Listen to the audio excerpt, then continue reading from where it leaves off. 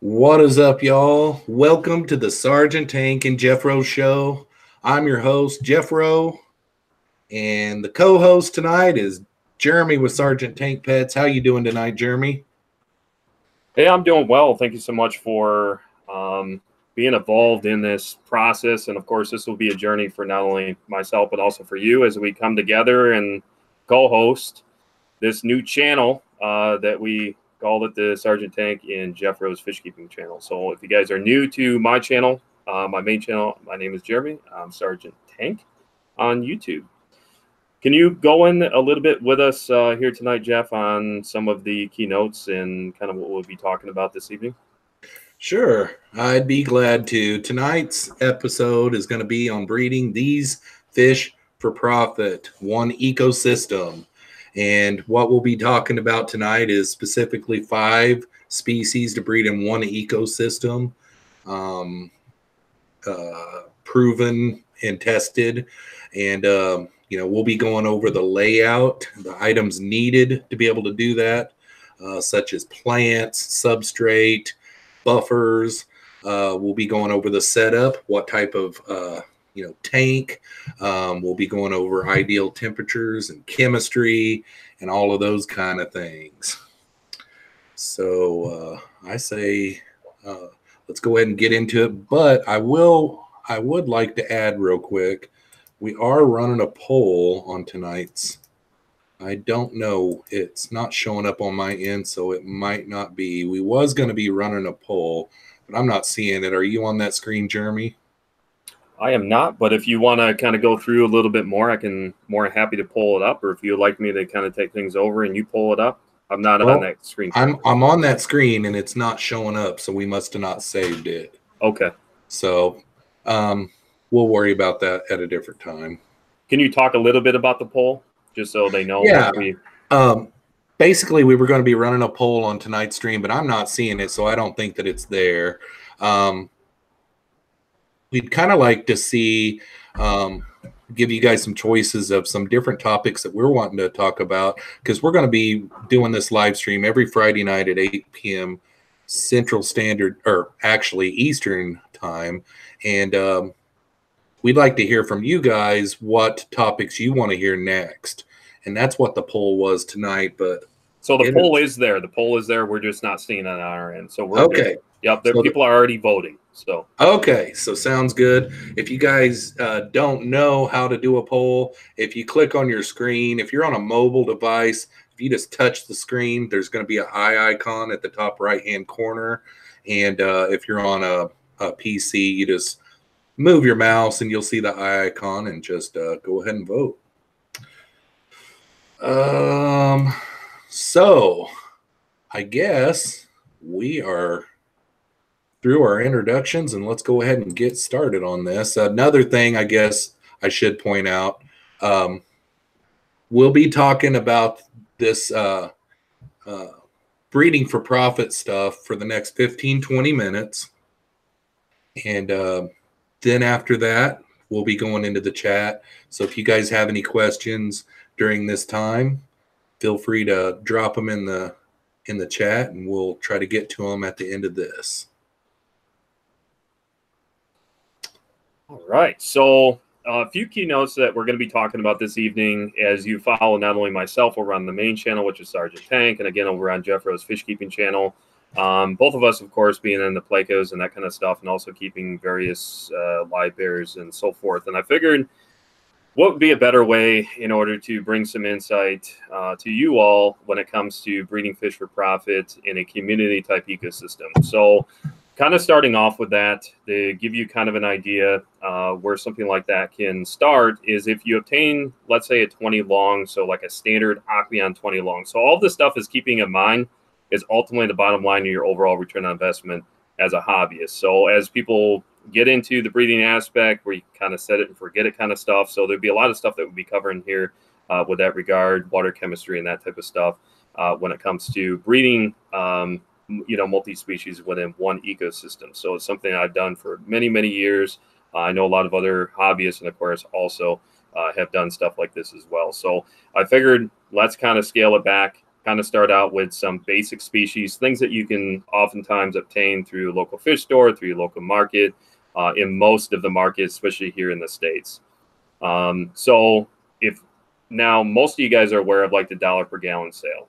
So if you're not aware of dollar per gallon sale, real quick on that, Pleco holds the dollar per gallon sale pretty much across all of the U.S. Now, in certain markets, it does like go up to like I want to say to 29, and then basically anything above a 29 gallon would then be half price. So go like a 29, 40 breeder, 55, and then 75, but that's not always the case in every market. So I just want to kind of add that as a disclaimer. So you definitely want to check with your own local markets with that regard to ensure that, you know, you're prepared when you go in there. But what we're going to be talking about tonight is specifically a 20 long. And those I know for certain in many different markets, Petco's, PetSmart, Price Match, same thing with Pet Supplies Plus. So they also price match. And I know that Pet Supplies Plus in our market, we live in Michigan, they do also do the dollar per gallon. What's really nice is between Petco and Pet Supplies Plus, depending on where you're located, is that they almost do it one right after the other. So if one you missed, ultimately you're going to end up finding another one. I find that they usually do it about every 3 months, you know, between the two, and they kind of alternate that way. So hopefully that makes sense. So starting out with a 20 long, the 5 species that we're going to be talking about this evening in a 20 long community breeding setup are going to be your standard Ancistrus, bristlenose, bushy nose plecos, however you want to refer to them. And again, they come in different color varieties. That could be an albino strain, could be a chocolate or brown strain. It could be long or short fin, and so forth. The second species is going to be the Pomacea bridgesii, which is your common mystery snail, so not to be confused with an apple snail. And then the next one with that regard is going to be just your basic ramshorn snail, and then your shrimp, and then your Poecilia wingei, your Endlers. So there's different varieties of Endlers. You have black bar Endlers, you have N-class Endlers, and with N-class and that kind of stuff, I did talk about that in a different video. So I'm not going to go into all of the different Endlers and all the different varieties, because there is many different varieties of those. So basically kind of focusing on those 5 within a 20 gallon ecosystem. And I want to make sure that I'm going to pause right here. Again, I've seen on my mobile device, I want to make sure that we are still getting audio and video. So if somebody can just confirm for me. I'm not sure why this went away. So if somebody just give me a thumbs up and let me know that we are still good with audio and video, that would be great. So I apologize about that, but that's at the discretion of the interwebs. All right, so it is affirmative. Everything's fine. So thank you guys for doing that. Thank you, everybody, of course, for showing up. So now kind of going into that, I wish I had like a video to show you guys. So the best I can do is try to explain it in a way where it makes sense. So we're going to be talking a little bit about layout, water chemistry, what I have found personally through the years that has worked with these various species within that ecosystem, so you can still get decent yields. Believe it or not, you know, you're going to hear some hobbyists say, well, you can't put plecos with shrimp, and, you know, you can't put this with that. But I can promise you, if you try to just follow and hear me out, that you will be successful. And we're also going to get the insight behind with Jeff as well, because I definitely want his take on what he has done when it comes to a community breeding setup. So I'm going to turn the camera over real quick, back to Jeff. And if there's anything else that you kind of want to fill in before we kind of start breaking things down, if there's anything I missed. No, actually, I really like the Endlers, though, because I've done it with some different live species, and the Endlers seem to do the best for me. They're a lot more prolific, and I haven't ever done it in a 20 long, but I've had with this mix right here, maybe the Malaysian trumpet snail, you know. I've thrown in there instead of, I've never kept the mystery snail, but yeah, I think those 5 species right there would be a perfect match. Sure. So I see that Dan Slee was pointing out as far as the diffusa. So if you want to look at it as a bridgesii, I'm not going to go on the tangent of what's this and what's that, but you know, yeah, I'm not going to go on the technical aspects of it, but it's one that I personally have spawned on many different occasions. But yeah, there is some history behind that, but I do understand what you're saying, Dan, and I appreciate you pointing that out as well. So when we're talking about golds, ivories, of course, different varieties when it comes to the mystery snail itself. So going back to the overall layout. So if you picture obtaining yourself a 20-gallon, so basically $20 in tax. So again, we're trying to keep this very cost effective, but still efficient enough where you guys can ultimately get a yield and return on investment and have an overall good yield when it comes to the livestock themselves within that specific given ecosystem. So the way that I have set mine up is basically you have to look at it a couple of different ways. So for me, if I'm setting something up where is this a display tank? You know, do I want to set this up in a manner where people come over that they can actually see into the ecosystem, that they can see into that specific aquarium and actually see what's going on? See, what I'm really focusing on tonight for both him and I is more from the standpoint of what's more efficient when it comes to breeding. So Nias grass, I find hands down out of any vegetative plant that you put in there would be a heavily dense planted tank where basically they just have enough room to move around, the Endlers themselves. So you would ultimately obtain, I always recommend obtaining a group of like 6 or 8, a decent ratio between males and females with the Endlers. And then same thing like when you're at your Ancistrus plecos, I would start out with like a trio. You could do a reverse trio. And then now as far as snails, ramshorn snails breed like crazy. You know, we're not really going to spend a whole lot of time talking about those. And then with the mystery snails, they're not difficult at all to breed. So now, the shrimp. So the one that we're going to be talking about tonight is basically what people refer to as like your cherry shrimp. So that kind of falls under a broad form with your Neocaridina davidi. Or Neocaridina heteropoda. So it really depends on, so Neocaridina being the genus family, of course, heteropoda or davidi being the species specific. But most aquarium strains that you're going to find, unless they're actually from the wild, typically last 10, 12 years is davidi. So that could be your cherries, your yellows, your snowballs, your rillies, your blues, sometimes even greens. I mean, there's a lot of different color varieties now through selective breeding. So whatever type of shrimp you want to get. And my recommendation with shrimp, just from maintaining breeding literally thousands over the last almost 14 years, is I would start out with like 10 or 12 of your shrimp. And then go ahead and you can acquire everything at once if you're setting it up. I can tell you based on the layout, and we're going to get that here in just a few minutes. But now with regard to the specific layout, so if you picture getting yourself Nias grass, and what I really like about Nias grass is the fact that it does grow in medium to even low lighting, even ambient lighting, without even really adding any type of water column type fertilizer. So I just float it. Usually acquire, let's say a salt ball size clump, go ahead and just kind of spread it out. And within 2, 3, 4 weeks, you'll start to see some pretty decent growth with that. So let's say you acquire now the 20 long, you've acquired your livestock, maybe you already have some of this livestock on hand. So if you picture the Nias grass on top, and now as far as substrate, this is one thing I think oftentimes people overlook. And that is now giving diversification when it comes to diversity between different color substrates. So what I like to do in a lot of my aquariums, specifically when I'm targeting breeding certain species of fish, is I like to do a diversity with substrate, and talking specifically about color.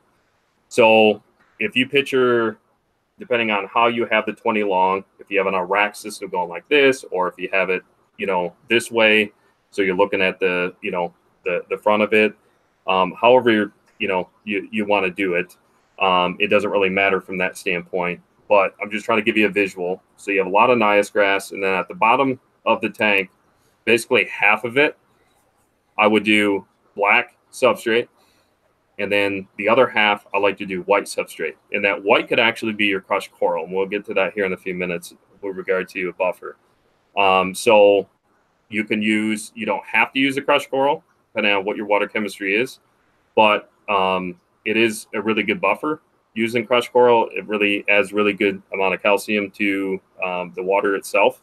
So if you can kind of picture that, Nias grass, and of course, some type of cave. So the caves that I personally enjoy to use is ones that I've actually, the design concept, and I've shared it on my main channel. And I want to say Jeff has done some videos on those as well. Those are more staged towards reverse trios. So I'm not going to get into, we'll talk about that later on in a different live stream. But if you can picture whatever cave, you can use water stakes, you can use, even terracotta pots. There's a lot of different ways that you can set it up. The main thing is the plants are what's going to be your number one key.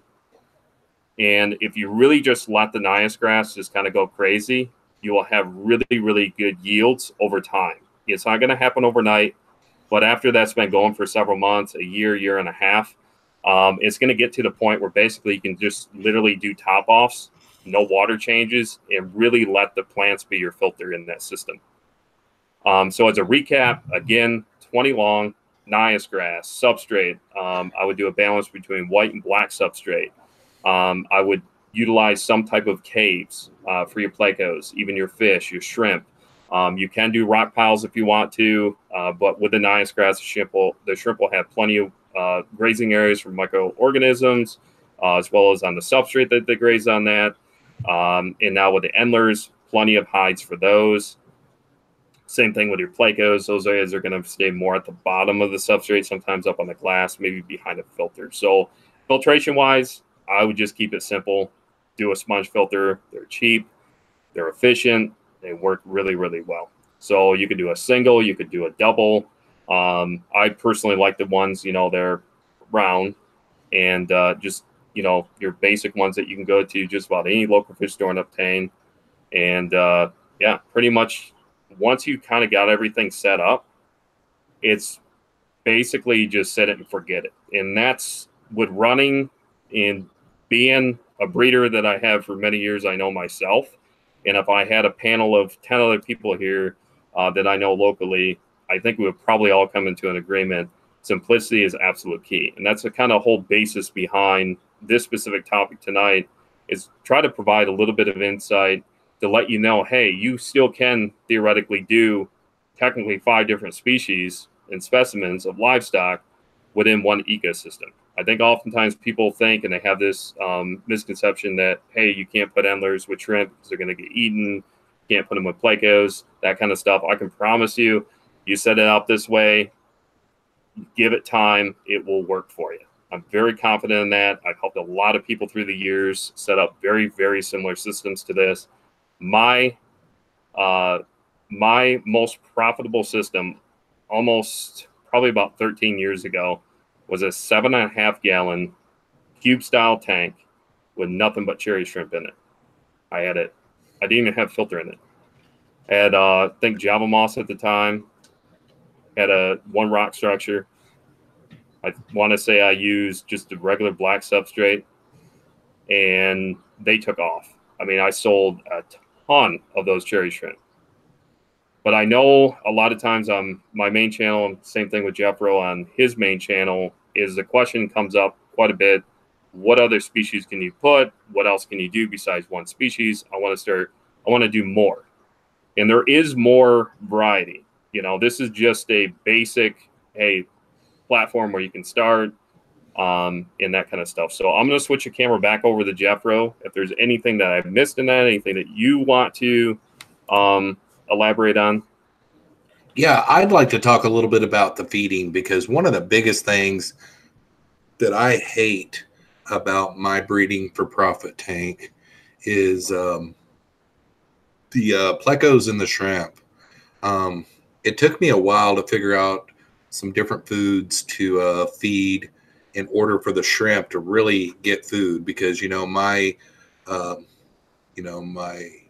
my bears, I would be feeding them some kind of flakes at the top, and then my plecos, I would be zoning in and feeding them a certain kind of food down at the bottom, and then the shrimp would get in there and the plecos would start whiptailing.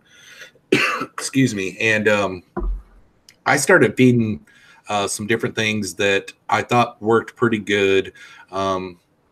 Like you want to do, like, I think Jeremy pretty much just feeds his green beans. But I found that, like, if you get like those North Fin kelp wafers, whenever the plecos start eating on those, they turn into little particles, and then the live fry can get those little particles. The particles get stuck in the naha grass and down in the rock pile, because I do rock piles in all of mine. So the little shrimplets can get to them, and the shrimp can just sit there and graze on the naha grass. And yeah, it took me a while to hone in on that, because it just seemed like every day my shrimp weren't really getting to eat, and the plecos would just gobble it all up, and there wouldn't be much left over. I tend to feed my breeding for profit tanks once every 2 to 3 days. I don't get real particular, but I don't ever feed it every day. You got to be careful with overfeeding them, because you've got so many different species inside the tank that you can have ammonia spikes, and you really want to keep your water chemistry, zero ammonia, zero nitrite, somewhere between 5 and 35 ppm nitrates. Your GH, you want to be somewhere between 160 and 300 ppm, and your KH 150 to 200 ppm, and then your pH, try to keep it somewhere between 7.3 and 8.2. And I keep my tank somewhere around 72, 74 degrees, somewhere around in there. But you could go all the way down as low as 68, but ideal temperatures are somewhere between 70 and 75. So if you have a place where you don't have a heated room, you very well might have to get a heater to heat the water up to 70 to 75, but I've been able to get them all to breed down in the low 70s for sure. So I think I hit everything there that I was wanting to hit there. So sure.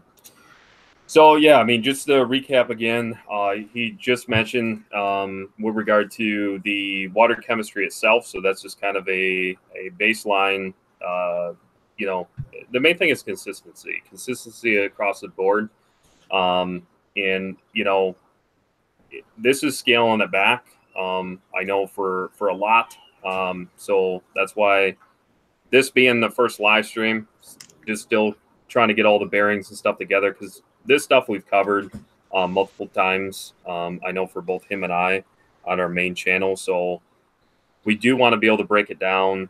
Like I said, I kind of wanted to just group it all together. And unfortunately, I wasn't prepared enough to show you a video. So hopefully in the future, once we work through some of these logistics and technology, to have some sort of like video to actually be able to just share with you guys, to give you like a visual perspective on what we're actually talking about, kind of thing.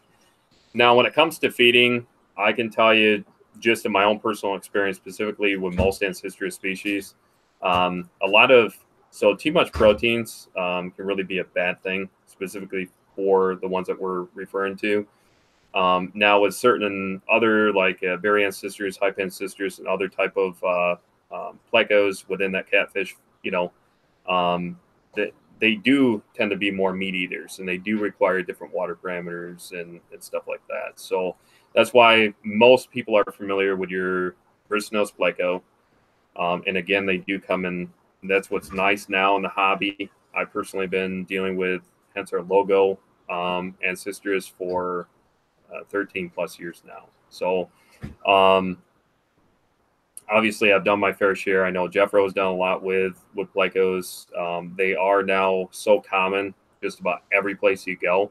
So basically everything that we mentioned are really things that you can obtain at most local fish stores. And if you don't have a local fish store, most stuff that we're talking about you can obtain through an online source.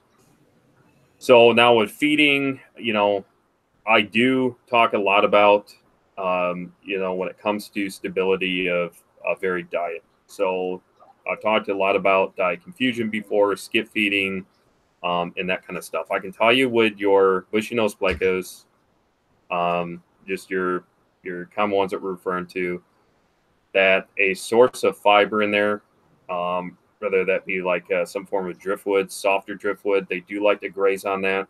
Does provide a good stability with regard to a certain amount of fiber.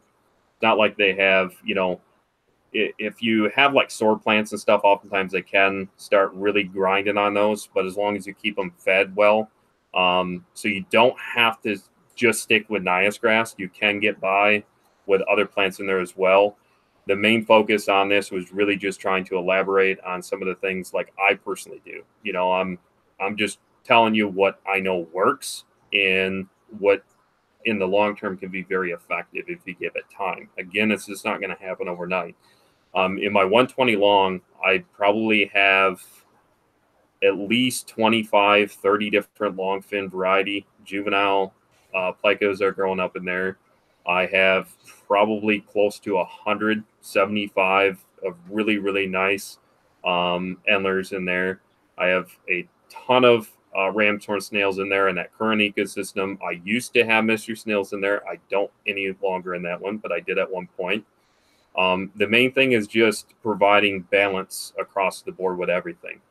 So again, snails are going to a lot of times be up on the glass, especially ramshorn snails. They tend to gravitate more towards, especially the white silicone. They love depositing their eggs up along the silicone. Of course, they'll do it on plants. Pretty much you just throw a few in a tank and they will go crazy. And now with your mystery snails, if you guys are watching this in the replay, we will add a link for you on a couple of different video topics with regard to breeding specifically of your mystery snail. So I do have videos on that already, so I'm not going to go into a ton of detail on that, but I will add a link for you guys. Same thing down in the description, so you can definitely check it out for more information.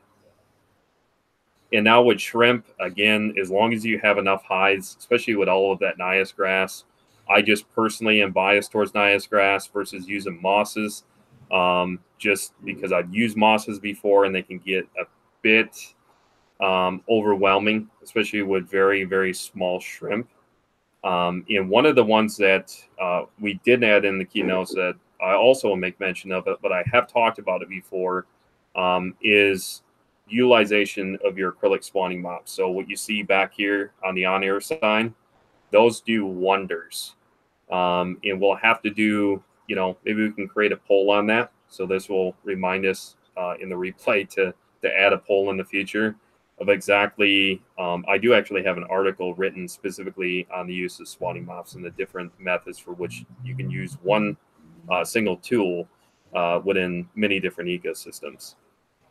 So I can add a link for you guys once that article is actually published down in the description if you guys want to check that out for more information. But do you have anything else before we kind of go to the chat? Yeah, I've got one more thing I want to elaborate on, and I've got a question found in the chat here that I'll get to, and I'll give my thing on it, and then I'll turn it over to you. But another thing that I want to add is, tonight we're just talking about a simple breeding for profit, setup. You can also add plants into the game too. I've got a planted aquarium where, you could, if you played your cards right, you could get some plants to propagate as well. And in that setup that I've got that breeding for profit, I've got some Malaysian trumpet snails in there. And the reason why I like to use them in that setup, if you guys ever do one like that, is because they really turn over the substrate, the planted substrate, really good. And that helps with the plants and everything. But yeah, other than that, Pretty much spot on to everything. You know, I just keep it. If you just keep it simple, you're just wanting to have hides for all the babies of everything. You know, you're wanting to have a place for the plecos to be able to breed and deposit their eggs. You're wanting to have a place for the shrimp to be able to hatch. You're wanting to have a place for the liber fry to be able to go and get away from adults. And yeah, you'll be very successful if you go by the steps that we just laid out.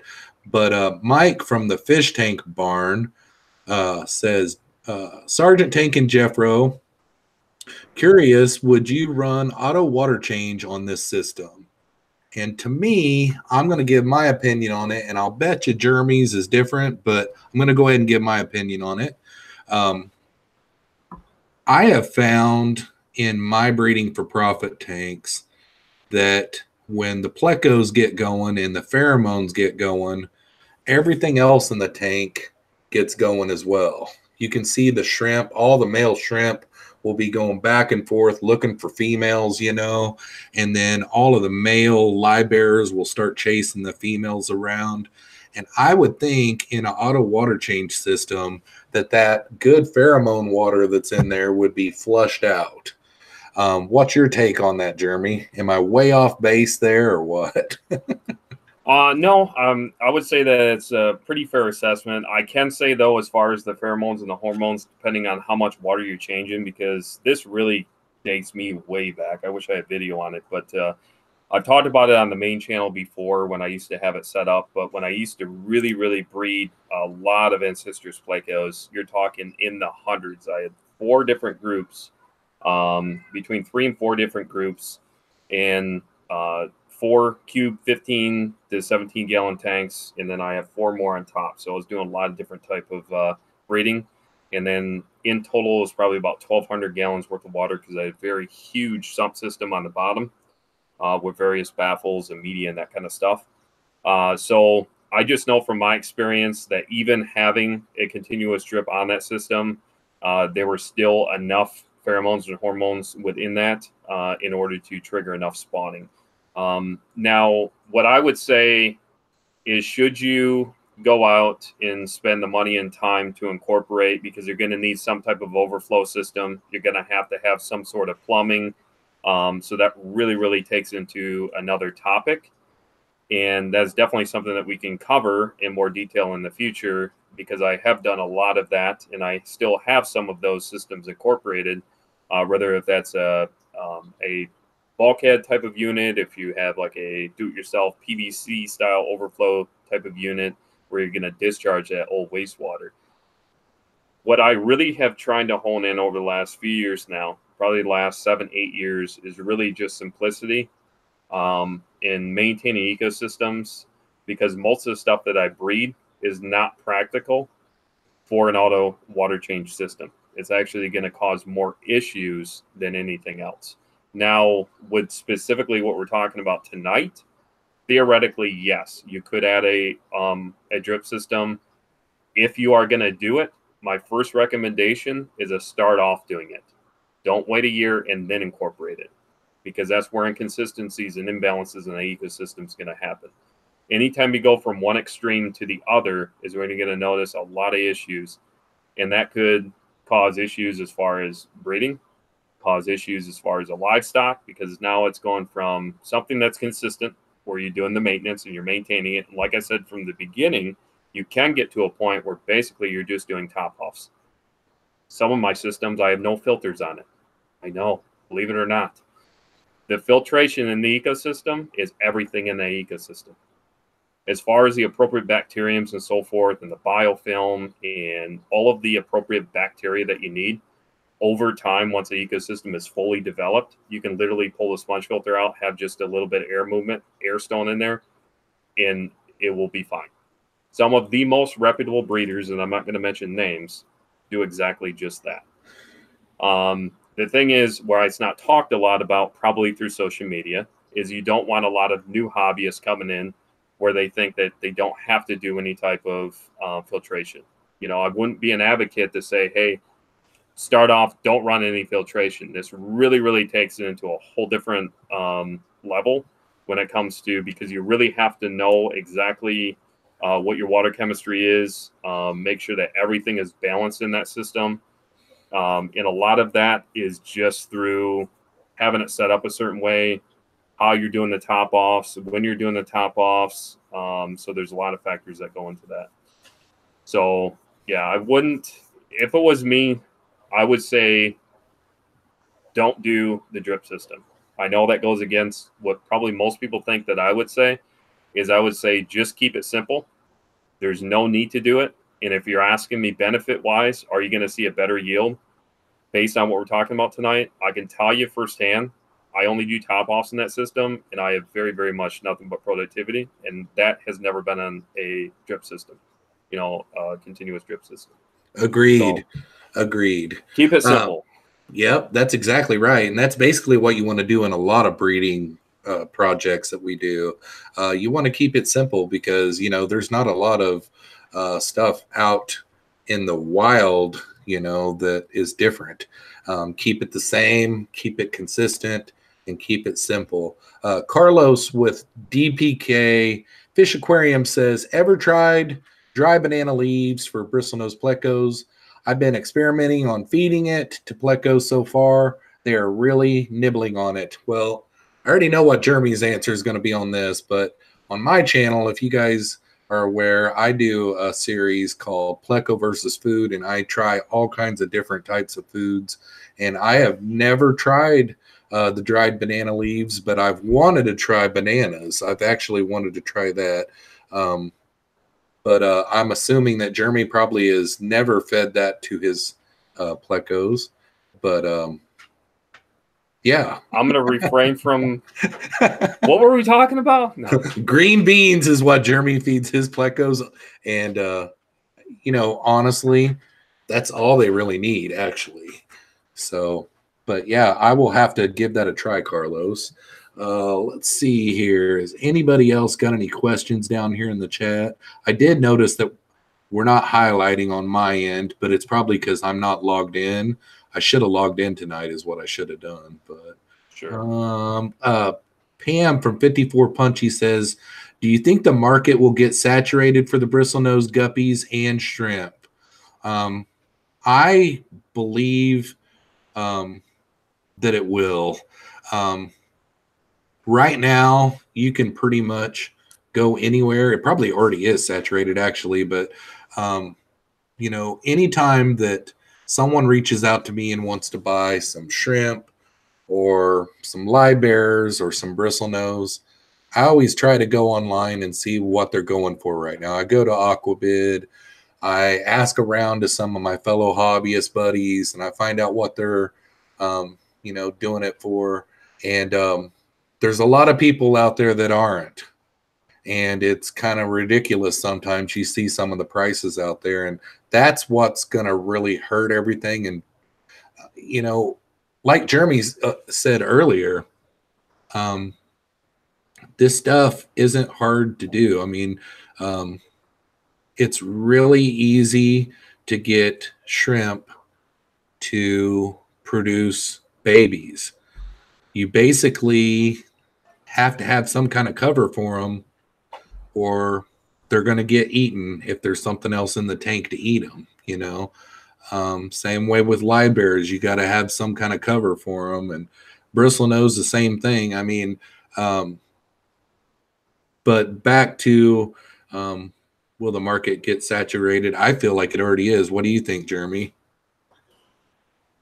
Hold on. Sorry. Let me pull the screen back up.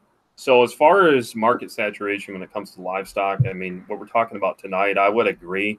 Now, what you need to do is you need to think about it in this way from a business standpoint. Whatever you're selling, I know my reputation lies in the fact I've been doing this for so long.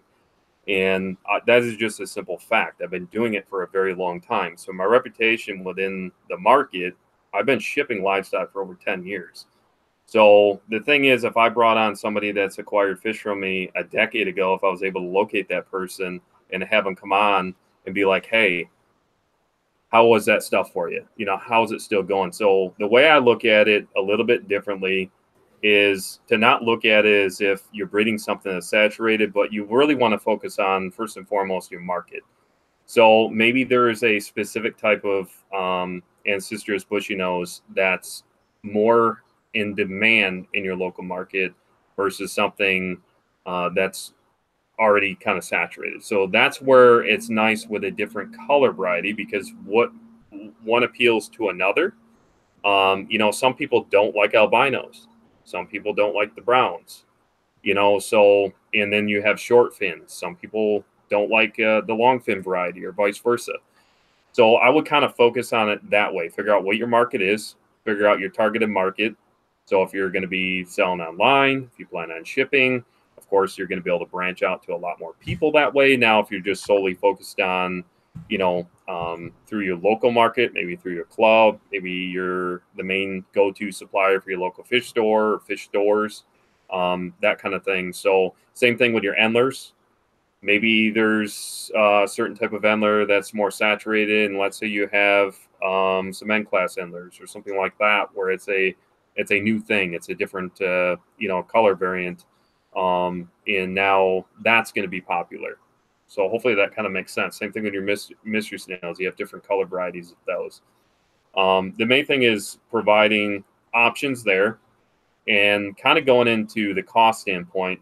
And I know what sells and what doesn't. And that, again, just comes with experience.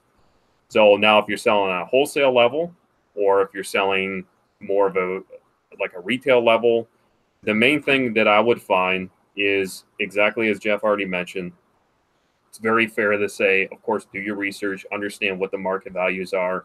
But I would say from a common business standpoint, it's always a good idea to stay within those averages so you don't come in and completely undercut, because I don't think that helps anybody in the long term when you're undercutting prices. And kind of going back and just, you know, putting all this together is what separates you from other hobbyists. What makes your lineage different than anybody else's? And that's where you need to sell yourself. And knock on wood, even some people here that have acquired livestock through me, or maybe through Jeff or somebody else here in chat, is they have success with it. And that's been a mission of mine, and a whole focus of Sergeant Tank in general is to ensure that we breed good condition, capillary bed specimens all the way from the point, whether if it's a live bear or if it's a non-live bearing. I put a lot of time into it from the moment, if it's a non-live bear, from the moment that I obtain those eggs, and I start going through the process of hatching out those eggs. So hopefully that kind of makes sense. All right. Charlie's got a really good question in the chat here. Thanks a lot, Charlie. Should you be concerned with bringing new bloodlines into your breeding colonies? I feel like that is always a good thing. You got to make for sure you get it from a reputable source, though, because you can kind of start messing up your breeding line if you're not careful. But yes, it is always, I mean, that's my opinion anyhow, because you don't want just brothers and sisters years after years after years after years, you know. I mean, it'll only work for so long. But what's your thoughts on that, Jeremy? All right, so as far as new bloodlines in general, you have to be very careful with that, because you could potentially get into a case where you start interbreeding certain things, and it could be 4, 5, 6 generations down the road. And that specifically is what happens oftentimes with recessive genes and traits when it comes with your Ancistrus plecos.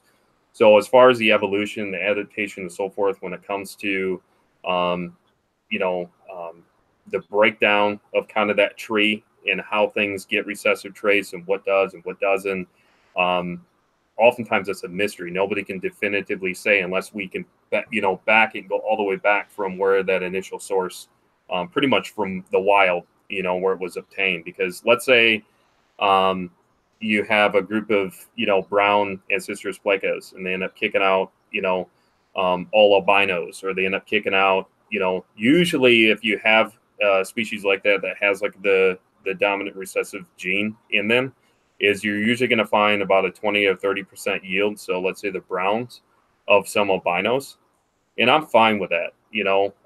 But in theory, and theoretically, that tells you at some point somebody messed up the generations on those. So essentially what you're breeding is what you should get. Theoretically, in theory, is what you should get. That isn't always the case.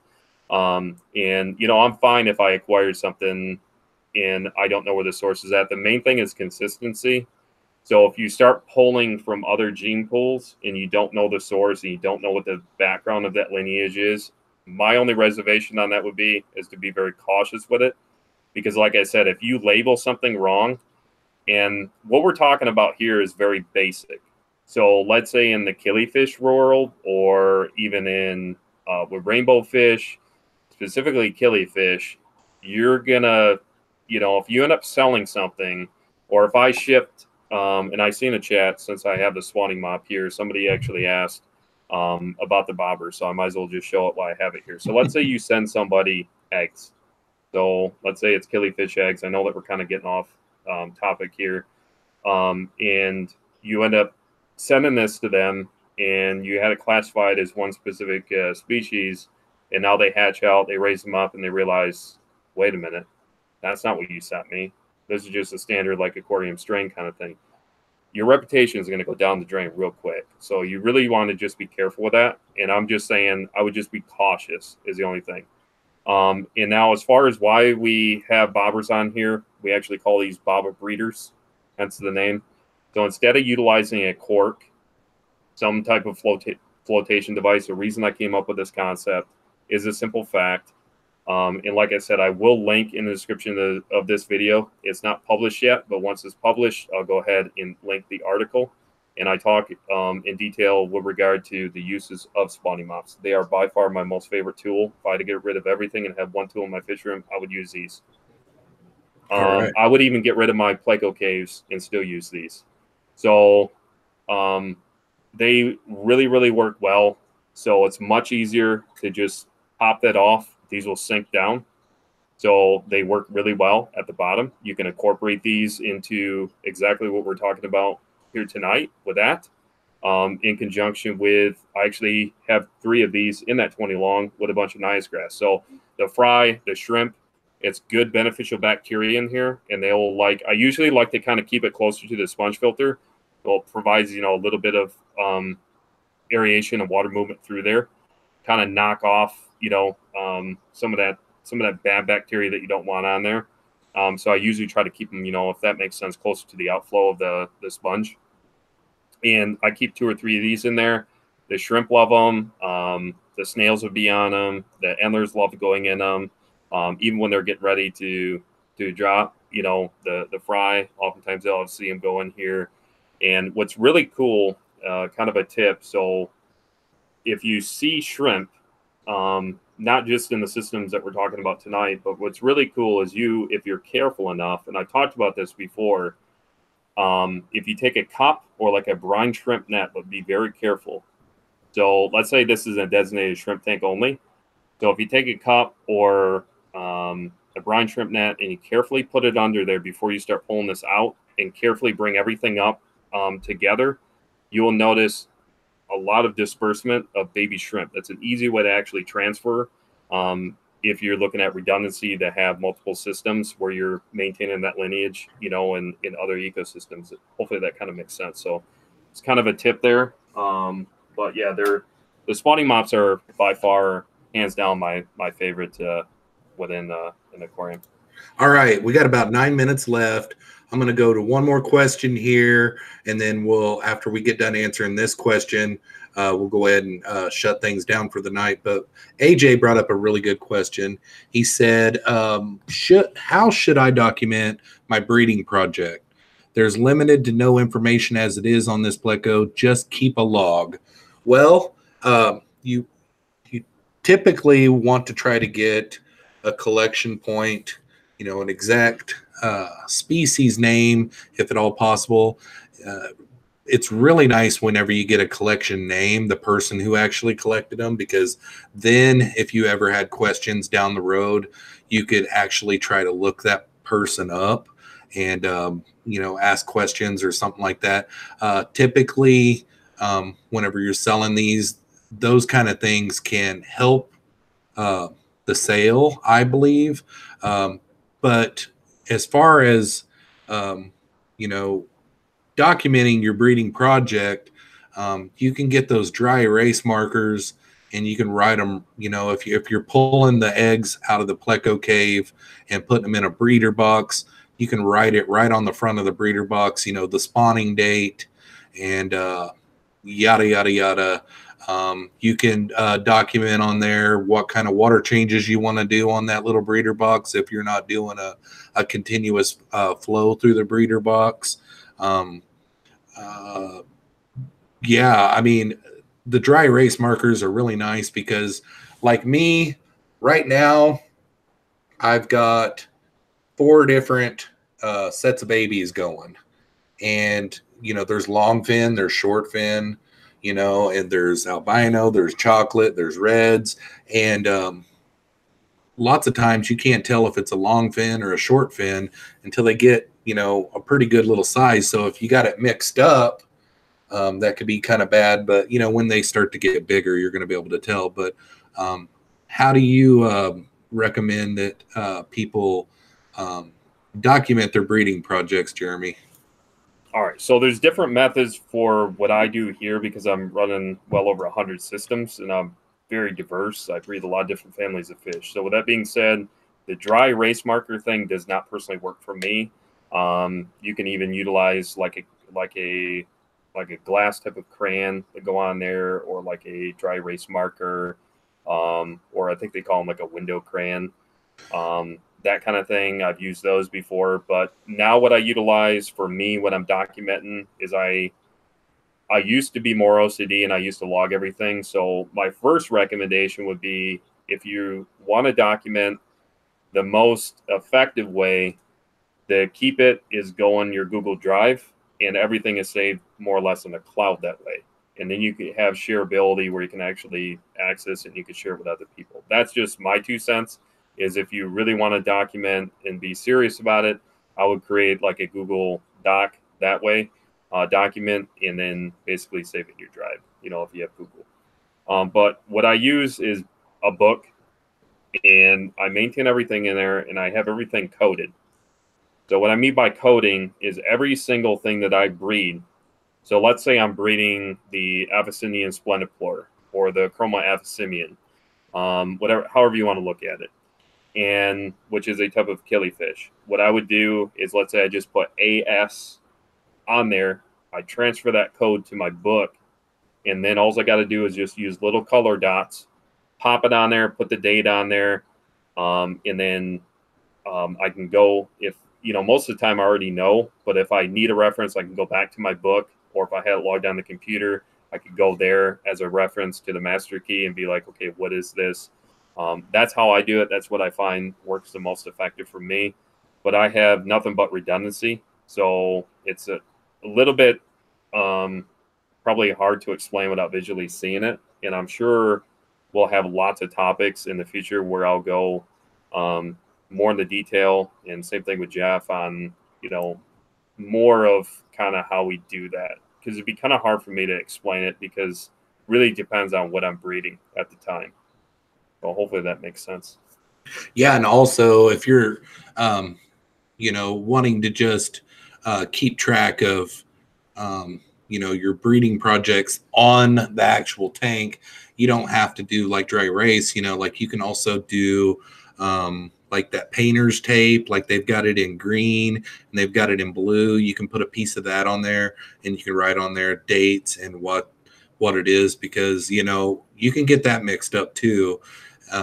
You know, sure, the other documentation is really good as well, but like, you know, wait a second, was this species in the left breeder box or the right breeder box or breeder box number 7? You know, it's really a good idea to keep some kind of documentation on each one of those as well, especially the more species that you're messing with. It looks like we got 3 minutes left. Probably got time for probably just maybe talk a little bit about I don't know, what do you think we should talk about, because we don't really have enough time for another question. Okay. So I would say let's just kind of wrap up things here.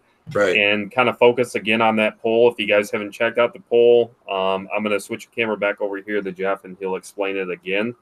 There is no moderators right now, so it's not anything to do with anybody, because most of the people that are in here are moderators for, a lot of them are moderators on both Jeff and I's main channels.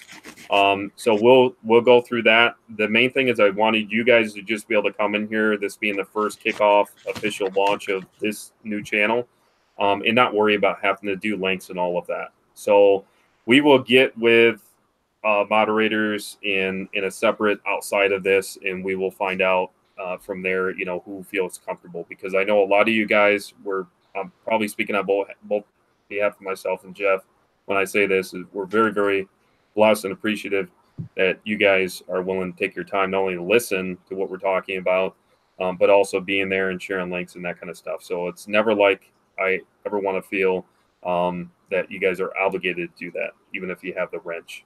And again, yeah, so but yeah, if you want to talk a little bit about the poll, and then we'll just wrap things up. Yeah, so the poll is basically some different ideas of some different topics that we've got that we want to talk about in the future. And whatever one of those wins tonight, we'll probably put it to the top of our list. And, you know, bear with us, guys. The more and more of these that Jeremy and I do, you know, honestly, not to make excuses, but I've been down sick this week. I mean, there was one day where I was down where, I mean, I hadn't even called in sick to work in probably 10 years, and I called in sick to work. Didn't have no voice. I just pretty much shut everyone off for a whole day. I'm really back now, but we're really in on this. We're going to be doing our research, and we're going to get better at this, and we'll only get better at our flow as we go. So make for sure and help us out, and share this out if you guys like it. And another thing, continue on in the conversation in the comments below. Jeremy and I would love to talk to you guys more about anything that you guys have more questions about on this. After the stream is over, go to the comment section and tell us what you thought. Tell us what you think that we should do in a constructive manner, and we would be greatly appreciative of it. But, you know, like I said earlier, we're going to be doing this every Friday night at 8 p.m. Eastern Standard Time. So if Jeremy doesn't have anything else to say, I would say we're at the hour here, so let's just go ahead and call it a show. And thank you, everyone, for coming out. Jeremy and I really enjoyed having you all, and we appreciate each and every one of you guys. And we will see you guys again next Friday, same time, on the Sergeant Tank and Jeffro's show. Peace out, y'all. Have a great night, everybody.